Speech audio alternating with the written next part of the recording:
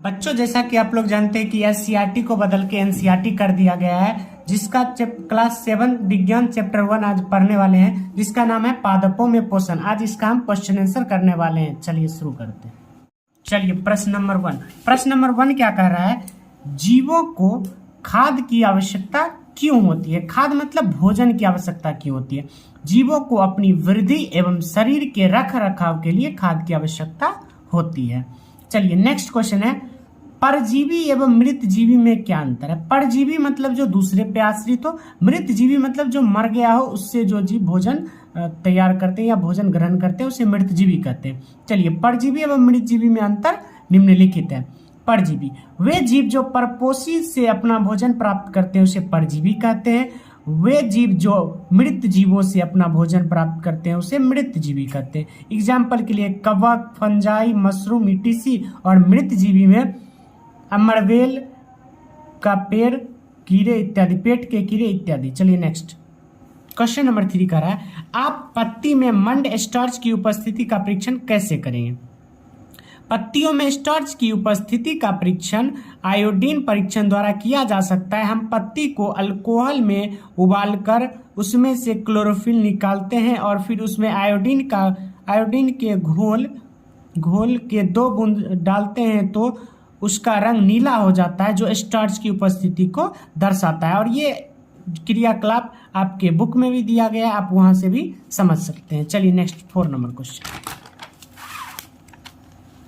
चलिए question number 4 क्या कर रहा है, हरे पादपों में खाद्य संश्लेषण का प्रक्रम का संक्षिप्त विवरण दीजिए। यानी कि प्रकाश संश्लेषण के बारे में बताना है। हरे पौधों की पत्तियों में क्लोरोफिल पाया जाता है। क्लोरोफिल के कारण ही पत्तियों का रंग हरा होता है, जो भोजन बनाने में मदद करती है।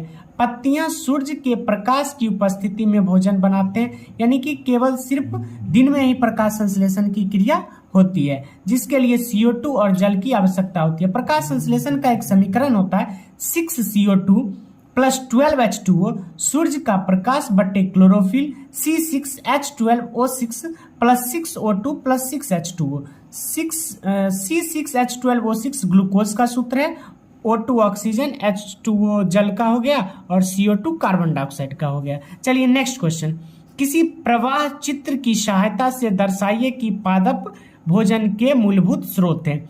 सभी जीव प्रत्यक्ष या अप्रत्यक्ष रूप से भोजन के लिए पादप पर ही निर्भर रहते हैं, यानी पेड़ पौधे पे ही निर्भर है। जैसे एग्जाम्पल के लिए पेड़ पौधा को हिरन खाता है, हिरन को शेर खाता है। चलिए नेक्स्ट, घास को कीट खाते हैं, कीट को मेढक खाते हैं, मेढक को सांप खाते हैं और सांप को बाज खाते हैं। चलिए नेक्स्ट क्वेश्चन।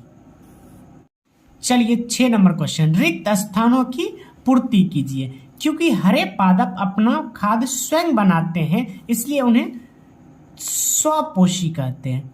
देखिए, जो अपना भोजन स्वयं बनाते हैं उसे स्वपोषी कहते हैं, जो दूसरे पर निर्भर रहते हैं उसे परपोषी कहते हैं। पादपों द्वारा संश्लेषित खाद्य का भंडार डैश के रूप में होता है, तो ये स्टार्च के रूप में होता है। नेक्स्ट, प्रकाश संश्लेषण के प्रक्रम में जिस वर्णक द्वारा सौर ऊर्जा संग्रहित की जाती है उसे क्लोरोफिल कहते हैं।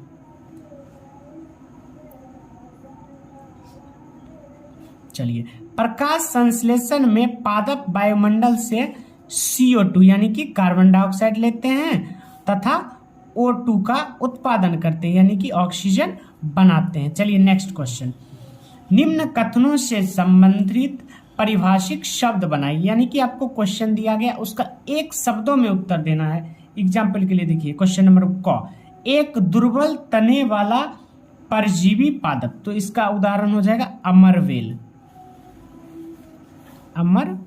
चलिए नेक्स्ट क्वेश्चन, एक पादप जिसमें स्वपोषण एवं विषम पोषण दोनों ही प्रणाली पाई जाती है उसको घटपर्णी कहते हैं। घटपर्णी या इसी का दूसरा नाम है पीचर पादप। चलिए नेक्स्ट, वे रंध्र जिनके द्वारा पत्तियों में गैसों का आदान प्रदान विनिमय होता है उन्हें रंध्र या स्टोमेटा कहते हैं। स्टोमेटा। चलिए next question 8 number. Question number 8 क्या कर रहा है, सही उत्तर पर सही का चिन्ह लगाइए। अमरवेल उदाहरण है, तो अमरवेल जो है परजीवी का उदाहरण है, परजीवी। दो नंबर। चलिए, कीटों को पकड़कर अपना आहार बनाने वाले पादप का नाम क्या है, तो ये घटपर्णी या पीचर पादप इनको कहते हैं। चलिए क्वेश्चन नंबर 9 की ओर। कॉलम ए में दिए गए शब्दों का मिलान कॉलम बी के शब्दों से कीजिए। क्लोरोफिल, क्लोरोफिल जो है पत्तियों में पाया जाता है। चलिए, फिर नेक्स्ट है नाइट्रोजन, नाइट्रोजन क्या है, जीवाणु।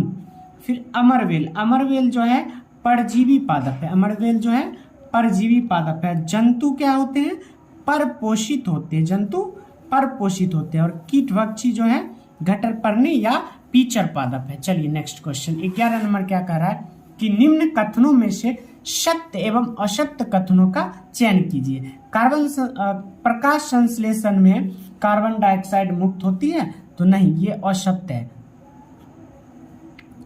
चलिए, ऐसे पादप जो अपना भोजन स्वयं संश्लेषित करते हुए मृतजीवी कहलाते हैं, तो नहीं, बिल्कुल नहीं, ये असत्य है। मृतजीवी उसे कहते हैं जो मरे हुए जीव जंतु से भोजन प्राप्त करते हैं। प्रकाश संश्लेषण का उत्पाद प्रोटीन नहीं है, तो ये हो जाएगा सत्य, क्योंकि इसमें प्रोटीन का कोई अंश नहीं, प्रोटीन नहीं बनता है। चलिए, प्रकाश संश्लेषण में सौर ऊर्जा का रासायनिक ऊर्जा में रूपांतरण होता है, तो यस, ये हो जाएगा सत्य। चलिए 11 नंबर क्वेश्चन क्या करा है, पादप के किस भाग द्वारा प्रकाश संश्लेषण हेतु वायु से कार्बन डाइऑक्साइड ली जाती है, तो पत्ती के रंध्रों द्वारा ली जाती है, पत्ती के रंध्रों द्वारा। चलिए, वायुमंडल से मुख्यतः जिस भाग द्वारा पादप कार्बन डाइऑक्साइड प्राप्त करते हैं वह है पत्तियां। क्लास 7 का ये चैप्टर 1 क्लियर हो गया। और ऐसे ही क्लास 7 या क्लास 8 के एनसीईआरटी सॉल्यूशन चाहते हैं तो इस चैनल को सब्सक्राइब कर सकते हैं।